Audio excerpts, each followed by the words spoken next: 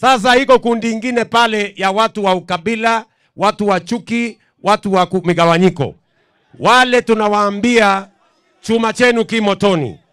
Hatuwezi kukubali Kenya ingine ambayo ni ya kugawanya wa Kenya kwa misingi ya kabila, misingi ya shares, misingi ya sijui nini. Sisi tunawaambia wale majamaa, Kenya ile ya ukabila na chuki na mambo ya migawanyiko ilipitwa na wakati.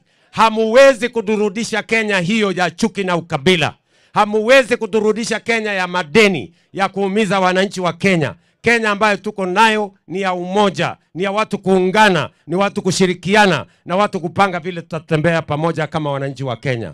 Na watu wa Narok West wamesema barabara ndio hiyo. Ama mmesemaje? Tumekubaliana namna hiyo? Narok West tumekubaliana namna hiyo? Sema unajua wale watu wa propaganda walikuja hapa wakawaambia ati Ruto akiwa president atajaza watu mau. Si waliwaambia nyinyi? Si karibu muamini. Lakini sasa mmejua ukweli iko pande gani? Si ndio? Ama namna gani watu wa Narok? Na sio Mau Forest peke yake. Leo nimekuja na title deeds ya watu wa Emurua Digir. Jana nilikuwa na title deeds ya watu wa Kilgoris.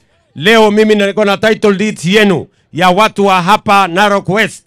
Tunaenda pale Oldekesi kwenda kupatiana title deeds ya watu wa sehemu hii.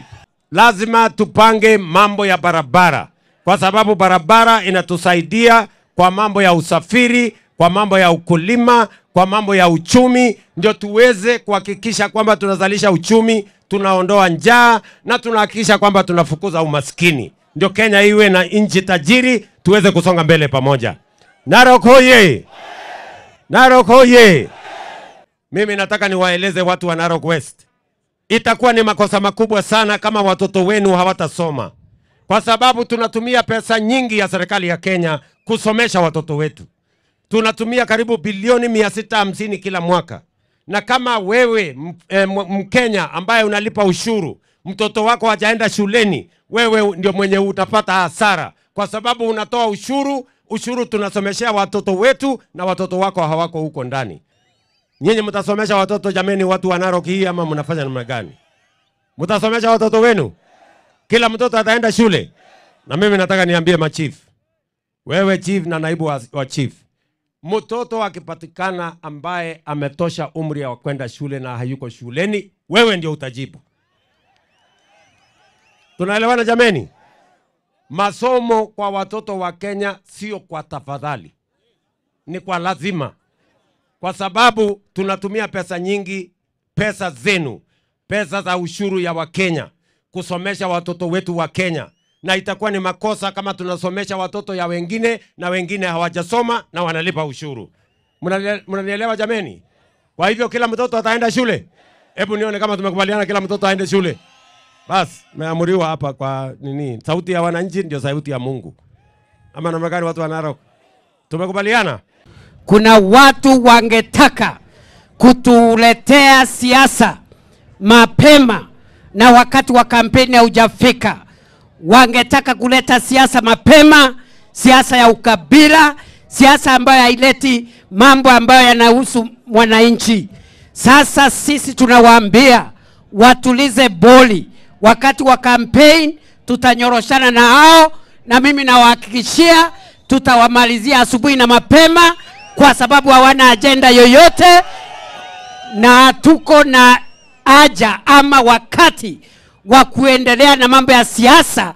Wakati huu ni wakati wa kazi. Namna hiyo mambo yote ya maendeleo ya Narok County kama kaunti zingine, mimi nashirikiana na viongozi. Matakwa yao wananchi, priorities tunakufikishia na unatupa sikio na unatimiza. Na ndio maana tuko hapa Narok jana na leo, kwa sababu ya maendeleo, sio siasa. Asante sana Mheshimiwa Rais. Mimi sijui la kusema Mheshimiwa Rais, kwa sababu kama kuna mtu akuna furaha dunia hii ni mimi.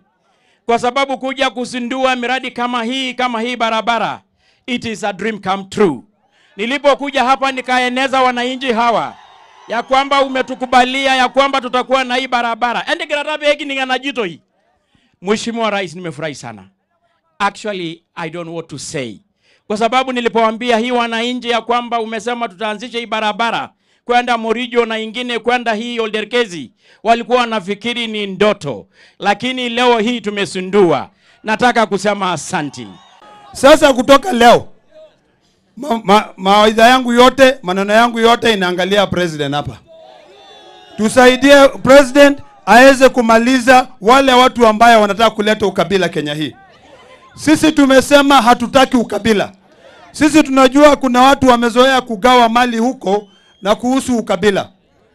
Wejendo maraligandai enageti ya wanganda hata. Hakuna mali ingine hapa tu ndio iko mwangazo ama namna gani?